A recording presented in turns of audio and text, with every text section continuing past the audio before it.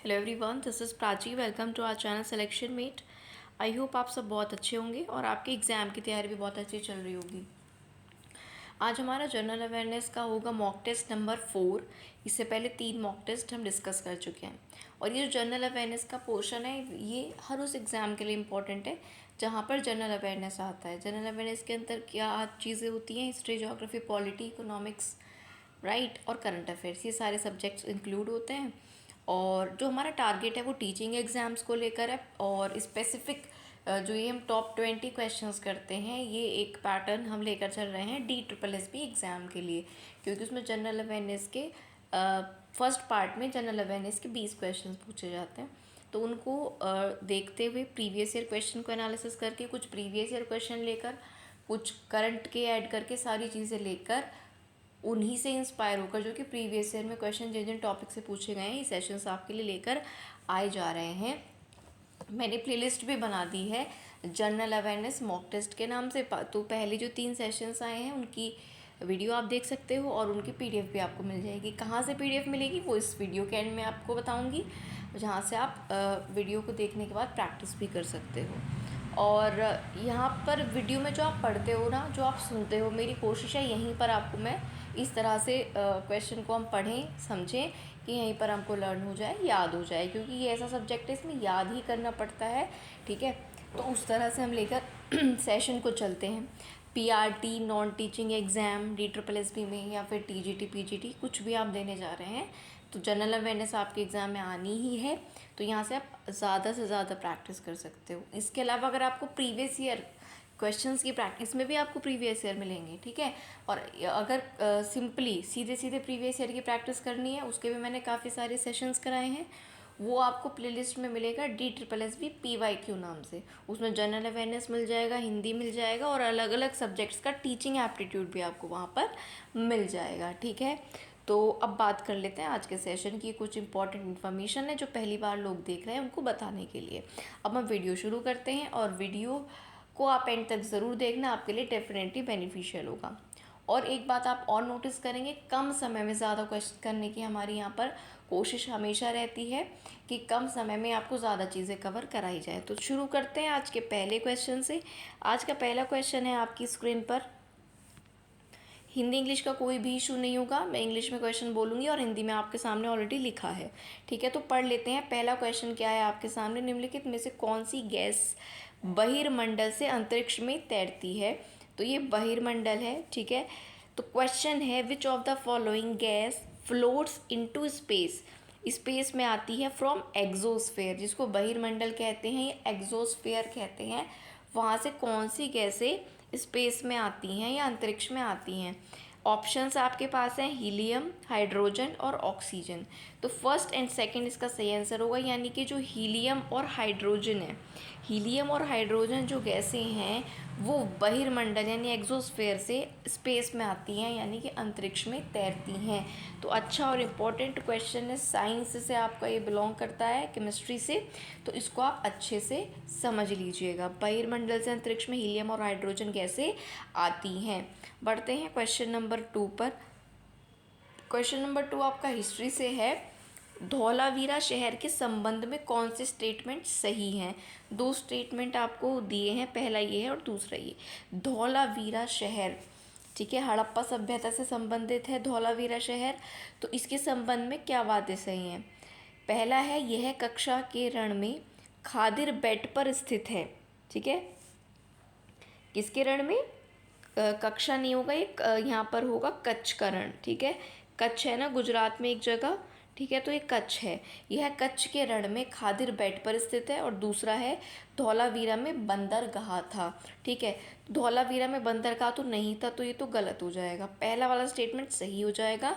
धौलावीरा जो है कच्छ के रण में खादिरवारी बेल्ट पर या बेट पर जो है स्थित है। It was located on Khadir Bet in the Rann of Kutch, ठीक है। तो धौलावीरा से रिलेटेड ये जो है कच्छ के रण में खादिर वाली बेल्ट पर स्थित है, सिचुएटेड है, ये आपको याद रखना है, ठीक है। अच्छा, कमेंट करके ज़रूर बताना अगर आपने ये हड़प्पा की साइट्स के बारे में पढ़ा हुआ है कि बंदरगाह कौन सी साइट पर मिलते हैं, ठीक है। बंदरगाह कौन सी जगह पर मिलते हैं ये आपको बताना है। अगले क्वेश्चन पर आते हैं। क्वेश्चन नंबर 3 क्वेश्चन है मैन्यूस्क्रिप्ट के बारे में। मनुस्क्रिप्ट या मैन्यूस्क्रिप्ट। तो जो मैन्यूस्क्रिप्ट है या मैन्यूस्क्रिप्ट है वो सामान्यतः किस पर लिखी जाती थी पहले समय में, क्योंकि ये लैंग्वेज ये लिखी जाती थी मैन्यूस्क्रिप्ट। ठीक है, तो manuscripts were usually written on which thing.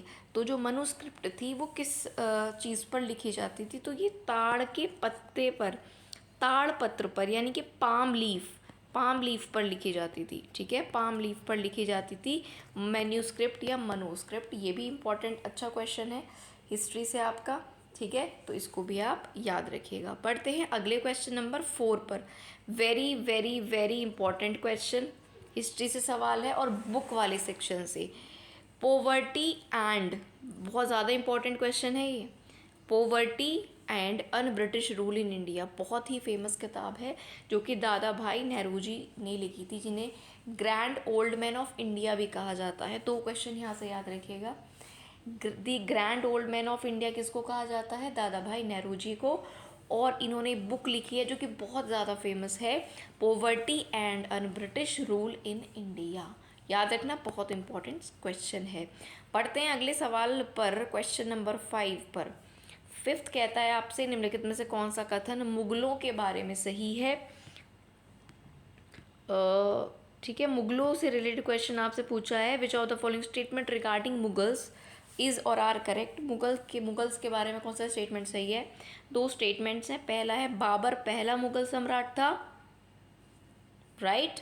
और दूसरा है 1539 में हुमायूं ने चौसा में शेर खान को हराया था। तो ये जो दूसरा स्टेटमेंट है ये रॉन्ग है, लेकिन पहला सही है और इम्पॉर्टेंट भी है कि पहला मुगल सम्राट कौन था, तो वो था बाबर। ठीक है, पहला मुगल सम्राट कौन था? बाबर था। The first Mughal emperor was Babur. Clear हो गया ये क्वेश्चन। बढ़ते हैं अगले सवाल पर। अगला सवाल है क्वेश्चन नंबर 6, फिर से स्टेटमेंट बेस्ड क्वेश्चन है। निम्नलिखित में से कौन सा कथन ब्रह्मो समाज के संबंध में सही है? Which statement is true regarding the Brahmo Samaj. Brahmo समाज के संबंध में कौन सा स्टेटमेंट सही है? तो पहला स्टेटमेंट है आपके सामने, इसकी स्थापना 1830 में हुई थी। It was formed in 1830s। दूसरा है केशव चंद्र सेन ब्रह्मो समाज के मुख्य नेताओं में से एक थे। Keshav Chandra Sen was one of the main leaders of Brahmo Samaj. दोनों स्टेटमेंट सही हैं और दोनों को अच्छे से आप एक साथ देख लो और लर्न कर लो। ठीक है, बात हो रही है ब्रह्मो समाज की या ब्रह्म समाज की। इसकी स्थापना हुई थी, इस्टेब्लिश हुआ था 1830 में, 1830 में ब्रह्म समाज की स्थापना हुई थी और इसके मुख्य नेताओं में से एक हैं केशव चंद्र सेन। क्वेश्चन ऐसे भी पूछा जा सकता है, केशव चंद्र सेन कौन से समाज से बिलोंग करते थे या करते हैं? तो ब्रह्मो समाज। कब इस्टेब्लिश हुआ था? 1830 में। होप यहाँ तक आपको चीज़ें क्लियर होंगी। अब मैं अगले क्वेश्चन पर बढ़ती हूँ, क्वेश्चन नंबर 7। क्वेश्चन नंबर 7 आपका करंट अफेयर से क्वेश्चन लिया गया है। ठीक है, और क्वेश्चन है कि किस शहर में भारत का पहला सौर छत वाला साइकिलिंग ट्रैक है? तो ये शहर है हैदराबाद। हैदराबाद कौन से स्टेट में है, क्या आप जानते हो? तो हैदराबाद है तेलंगाना स्टेट में। ठीक है, तो तेलंगाना के हैदराबाद में भारत का पहला सौर छत वाला साइकिलिंग ट्रैक बना है। ये आप याद रखना, कहाँ पर? हैदराबाद में। अगले क्वेश्चन पर आते हैं, क्वेश्चन नंबर 8। क्वेश्चन नंबर 8 है आपका, सविनय अवज्ञा आंदोलन किस वर्ष में शुरू हुआ था? हिस्ट्री से सवाल है और बहुत ही इम्पोर्टेंट सवाल है। सविनय अवज्ञा आंदोलन, सिविल डिसोबीडियंस मूवमेंट जिसको कहते हैं, ये शुरू हुआ था 1930 में। बहुत ही इम्पोर्टेंट सवाल है। ठीक है, 1930 में सविनय अवज्ञा आंदोलन शुरू हुआ था, ये आपको याद रखना है, 1930 में। अगले क्वेश्चन पर आते हैं। एक और बुक से सवाल पूछा गया। देखिए, जो फेमस पर्सनैलिटीज़ होती है उनकी बुक्स से सवाल आते हैं। अब या तो किसी फेमस पर्सनैलिटी की बुक प्रीवियस 6 से 7 महीने में लॉन्च हुई हो, यानी कि वो करंट अफेयर में आ जाएगी, या फिर कोई पुरानी ऐसी किताब जैसे दादा भाई नेहरूजी की पूछी गई थी, या बहुत जो फेमस राइटर्स हैं उनकी किताब पुरानी भी पूछ ली जाती है। जैसे यहाँ पर चेतन भगत साहब की पूछ ली गई है। तो क्वेश्चन है, पुस्तक बन की जो बुक है द गर्ल इन रूम 105, या ये बुक का नाम है द गर्ल इन रूम 105। ये बुक लिखी है चेतन भगत ने। जैसे कि आपने एक मूवी देखी होगी हाफ गर्लफ्रेंड, वो भी इन्हीं के नॉवल पर बेस्ड मूवी बनाई गई थी। तो उसको आप याद रखना। Who is the author of the book the girl in room 105? Chetan Bhagat इसके राइटर हैं। क्लियर हो गया आपको ये बात। अब आगे आ जाते हैं क्वेश्चन पर। अब आपने देखा होगा कि इंडेक्स में रैंक पूछी जाती है। इंडेक्स पूछते हैं करंट में, जो भी मान लीजिए global hunger index, global innovation index, है ना, और ग्लोबल हैप्पीनेस इंडेक्स, ये इंडेक्स आते हैं। इनमें या तो टॉप कंट्री के बारे में पूछता है, मोस्टली पूछता है इंडिया की क्या पोजीशन है, ठीक है। साथ ही साथ एक क्वेश्चन और पूछ लेता है, अगर थोड़ा ज़्यादा डीप में आ जाए, कि ये जो रिपोर्ट है ग्लोबल हंगर इंडेक्स, इसको कौन जारी करता है। तो यहाँ पर यही पूछा गया है कि global social mobility index report को कौन जारी करता है, ठीक है। तो वर्ल्ड इकोनॉमिक फोरम, हमने कल के सेशन में भी एक इंडेक्स देखा था, उसको भी वर्ल्ड इकोनॉमिक फोरम जारी करता है। तो ये ऐसे भी क्वेश्चन आ जाता है, ठीक है। ग्लोबल सोशल मोबिलिटी इंडेक्स को कौन जारी करता है? WEF, यानी कि world economic forum. I hope ये क्वेश्चन भी आपको क्लियर होगा बहुत अच्छे से, ठीक है। अब पढ़ते हैं अगले क्वेश्चन पर। अगला हमारा सवाल है क्वेश्चन नंबर 11। यहाँ पर आपका आ जाता है 11 क्वेश्चन आपसे कह रहा है कि कौन सा संवैधानिक संशोधन के द्वारा भाग 4A को भारतीय संविधान में सम्मिलित किया गया था, ठीक है। कौन सा कॉन्स्टिट्यूशनल अमेंडमेंट हुआ था through which constitutional amendment part 4A was inserted in Indian constitution. Part 4 था, पार्ट 4A जोड़ा गया कौन से कॉन्स्टिट्यूशनल अमेंडमेंट से, यानी कि संवैधानिक संशोधन से। तो वो था आपका 42वां संविधान संशोधन, 42nd कॉन्स्टिट्यूशनल अमेंडमेंट के द्वारा जो आपका भाग 4A है, यानी कि पार्ट 4A, उसको ऐड किया गया था, ठीक है। अब एक क्वेश्चन और यहाँ से आ जाता है कि ये हुआ कब था। ये मैं आपको बता देती हूँ, ये हुआ था 1976 में, 1976 में। तो संविधान के भाग 4 में पार्ट A को जोड़ा गया था संविधान में 42वें संविधान संशोधन के द्वारा, जो कि 1976 में हुआ था। याद रखना, ये आपका क्वेश्चन आ गया है पॉलिटी से, ठीक है। अगले क्वेश्चन पर आ जाते हैं, क्वेश्चन नंबर 12। भारतीय संविधान का कौन सा आर्टिकल शिक्षा के अधिकार से संबंधित है? तो ये भी पॉलिटी से आपका कॉन्स्टिट्यूशन से सवाल है, और बहुत ज़्यादा इंपॉर्टेंट सवाल है। बहुत कॉमन, बेसिक और सिंपल क्वेश्चन है, लेकिन इम्पॉर्टेंट भी उतना ही है, ठीक है। तो यहाँ पर बात है which article of Indian constitution, ठीक है। तो यहाँ पर आपको ये पता होना चाहिए कि कौन सा आर्टिकल इंडियन कॉन्स्टिट्यूशन का शिक्षा के अधिकार से रिलेटेड है, राइट टू एजुकेशन से रिलेटेड है। तो आपका आर्टिकल है 21A, और ये इंपॉर्टेंट सवाल है, जैसे कि मैंने आपको बताया था। ये आपका हो गया कॉन्स्टिट्यूशन से। अगले क्वेश्चन पर आते हैं, ये भी आपका पॉलिटी से रिलेटेड है। निम्नलिखित में से कौन से राज्य के विधानमंडल में 2 सदन हैं, यानी कि विधानसभा भी है, ठीक है। यहाँ पर क्या है, विधानमंडल में 2 सदन है, ठीक। तो 2 सदन कौन से होते हैं? विधानसभा और विधान परिषद, ये दोनों किस में है? तो ये सिर्फ मतलब इन दोनों ऑप्शंस में से, कर्नाटका और केरल में से किस में है? कर्नाटका में विधानसभा भी है और विधान परिषद भी है। तो आई होप आपको ये क्वेश्चन भी अच्छे से क्लियर हो गया होगा, ठीक है। इसमें क्या है, दोनों हाउसेज हैं लेजिस्लेचर के, वो कर्नाटका में है। अब बढ़ते हैं हम अगले क्वेश्चन पर। जो हमारा अगला सवाल होगा वो है हमारे पास क्वेश्चन नंबर 14। निम्नलिखित में से कौन से विषयों को भारतीय संविधान की संघ सूची में शामिल किया गया है, ठीक है। एक होती है संघ सूची, एक होती है राज्य सूची, ठीक है, और एक होती है समवर्ती सूची। तो जो कुछ विषय होते हैं सिर्फ राज्य के स्पेसिफिक होते हैं, जिन पे राज्य का कंट्रोल होता है, वो आपके आ जाते हैं राज्य सूची में। फिर संघ सूची में जो केंद्र के हाथ में होते हैं, और समवर्ती सूची में जो विषय होते हैं वो उन पे दोनों उसके अंडर में आते हैं, राज्य भी और संघ भी। क्लियर हो गई इतनी बात। तो यहाँ पे संघ सूची में है ना, संघ में, सेंट्रल में, इनमें से कौन से विषय शामिल हैं? तो सेकंड और थर्ड, यानी कि सेंट्रल के हाथ में इनमें से क्या होता है, जो इंश्योरेंस होता है वो आपका संघ सूची में आता है, यूनियन लिस्ट में। संघ सूची को इंग्लिश में बोलते हैं यूनियन लिस्ट। तो यूनियन लिस्ट में आपका क्या आता है, बीमा यानी कि इंश्योरेंस, और युद्ध और शांति, युद्ध और शांति, वॉर एंड पीस भी आपका यूनियन लिस्ट में आता है। तो इसका सही आंसर हो जाएगा युद्ध, शांति और बीमा। बढ़ते हैं अब अगले क्वेश्चन नंबर 15 पर। 15वां क्वेश्चन आपसे कह रहा है कि खेल और खिलाड़ी यहाँ पर आपके सामने दिए हैं और मैच करना है कौन सा पेयर सही है। क्या मनिका बत्रा बैडमिंटन खेलती हैं? नहीं। मोमा दास क्या टेबल टेनिस खेलती हैं? तो बिल्कुल सही बात है, सेकंड ऑप्शन यहाँ पर सही होगा। ठीक है, तो जो मोमा दास हैं वो टेबल टेनिस प्लेयर हैं, जबकि मनिका बत्रा बैडमिंटन नहीं खेलती हैं। तो यहाँ पर आप ध्यान रखिएगा, मनिका बत्रा और मोमा दास ये दोनों ही टेबल टेनिस प्लेयर हैं। मोमा दास और मनिका बत्रा दोनों ही टेबल टेनिस प्लेयर हैं, इसको आपको याद रखना है, ये स्पोर्ट्स से आपका सवाल होगा। इसके बाद करंट से कुछ क्वेश्चंस की अब हम बात कर लेते हैं। हरियाणा के वर्तमान मुख्यमंत्री कौन है?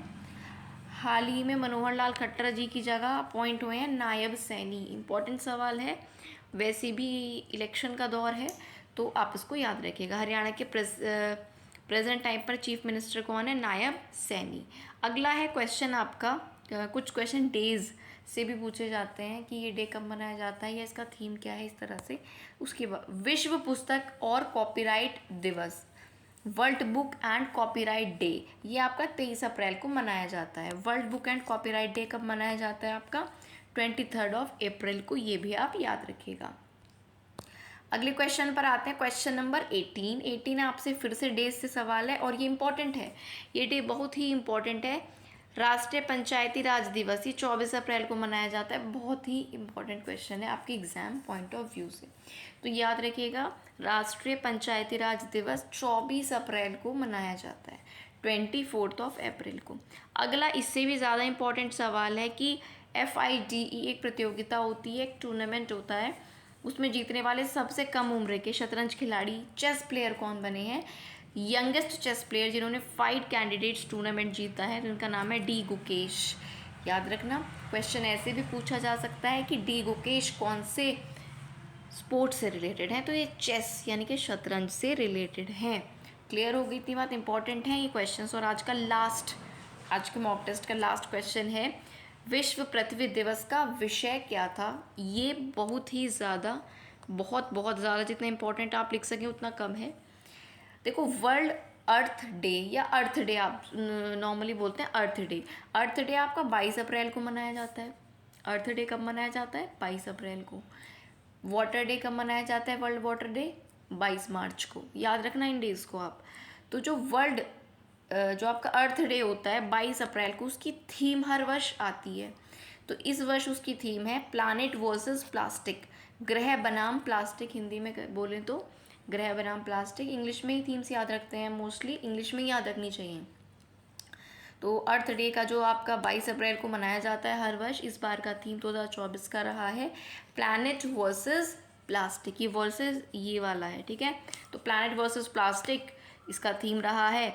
अब यहाँ पर 20 क्वेश्चन हमने बहुत अच्छे से आपके सामने लाने की, क्लियर करने की कोशिश करी है। होप आपको सारे ही क्वेश्चंस आपके काम आए एग्ज़ाम में और आपकी बहुत अच्छे से यहाँ पे प्रैक्टिस हो गई होगी। अब जो PDF है प्रैक्टिस के लिए वो आपको मिलेगी टेलीग्राम चैनल पर, जिसका लिंक है डिस्क्रिप्शन में। सिलेक्शन मेट के नाम से ही ज्वाइन कर लेना, वहाँ पर आपको पहले भी 3 PDFs मिल जाएंगी और ये वाली PDF भी। अब कुछ सेकंड्स आप मेरी बात सुन लीजिए। वीडियो अगर आपको अच्छा लगा है, सबसे पहले वीडियो को लाइक कर दीजिए। अगर आपको अच्छा लगा है, आपके किसी भी काम आया है, कुछ भी आपने इस वीडियो से सीखा है, तो वीडियो को लाइक ज़रूर करें। आगे इसी तरह प्रैक्टिस एग्ज़ाम तक करने के लिए, जब तक भी आपके एग्ज़ाम होंगे, मेरी कोशिश है चाहे हफ्ते में मैं आपको 2 वीडियोस दूं या 3, लेकिन वीडियोस आती रहेंगी, ठीक है। तो चैनल को उसके लिए सब्सक्राइब करके बेल आइकन ज़रूर प्रेस कर लेना, जिससे जो भी वीडियो आती है आपको नोटिफिकेशन उसका मिल जाए, ठीक है। कोशिश हमारी क्वालिटी भी है और क्वांटिटी भी है। क्वालिटी यानी कि अच्छे क्वेश्चन आपको दिए जाएँ, और क्वांटिटी का मतलब है कम समय में ज़्यादा दिए जाए, जिससे आपकी जो प्रैक्टिस हो वो ज़्यादा से ज़्यादा हो पाए, ठीक है।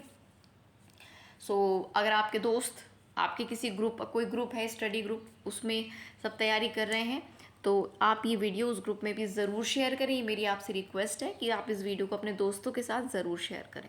बाकी अगर आपका कोई भी डाउट है कि आपको कोई पर्टिकुलर क्लास चाहिए किसी टॉपिक पर, किसी सब्जेक्ट पर, या फिर इस क्लास के बारे में जो भी आपके फीडबैक है, वो आप कमेंट बॉक्स में दे सकते हो। आपके कोई डाउट हैं वो भी कमेंट बॉक्स में पूछ सकते हो। तो आज की वीडियो में इतना ही रखेंगे। PDF ज़रूर ले लेना रिवीजन के लिए, और नेक्स्ट वीडियो में मिलेंगे। तब तक के लिए पढ़ते रहिए लगातार। एग्ज़ाम्स बहुत पास आ गए हैं, अप्रैल ऑलमोस्ट चला गया है, 2 से 2.5 महीने के अंदर आपको एग्ज़ाम आपके देखने को मिल जाएंगे। ठीक है, तो चलिए, थैंक यू।